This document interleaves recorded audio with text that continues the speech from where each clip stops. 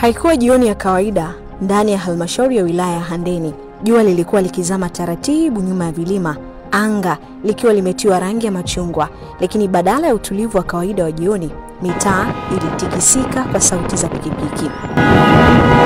Zilikuwa zikilia kwa mpangilio, zikisogea kama jeshi dogo lenye dhamira kubwa.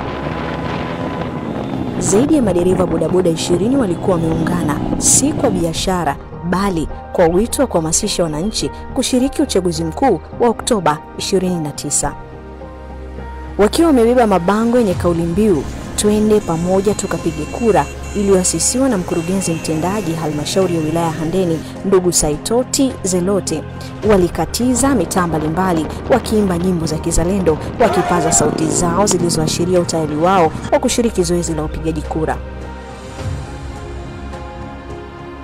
Shida Hamisi Omari ni mwenyekiti wa madereva bodaboda Kijiwe cha Mkata kwa Msisi, na hapa anaeleza utayari wa madereva hao kuelekea siku ya uchaguzi. Tumekaa kama bodaboda tukaungana, tumeona hapo yetu ya kutembea mtaa hadi mtaa, kijiwe hadi kijiwe, kwa ajili ya kuhamasishana kwa sababu ya kwenda kupiga kura siku ya tarehe 29.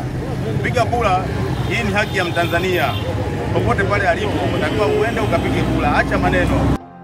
Na hapa madereva bodaboda na wajasiriamali wanatoa wito kwa vijana na watu wote wenye sifa za kupiga kura kuhakikisha wanaenda kupiga kura kwa maendeleo ya taifa. Vijana wenzangu, ifikapo Oktoba 29, ninachowashauri, twendeni kwa pamoja tukapige kura.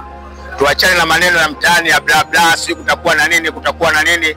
Kapige kura, rudi nyumbani, sikilizia mambo yatakuwaje. Na wahamasisha vijana wenzangu wa bodaboda pamoja na wajasiriamali kama mimi kwamba tarehe 29 twende pamoja tukapige kura inshallah.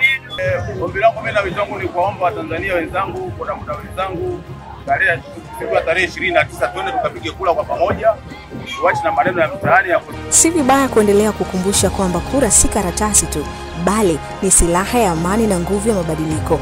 Oktoba 29 tunakwenda kuamua mustakabali wa Tanzania katika kipindi cha miaka 5 ijayo. Kura yako, haki yako, jitokeze kupiga kura.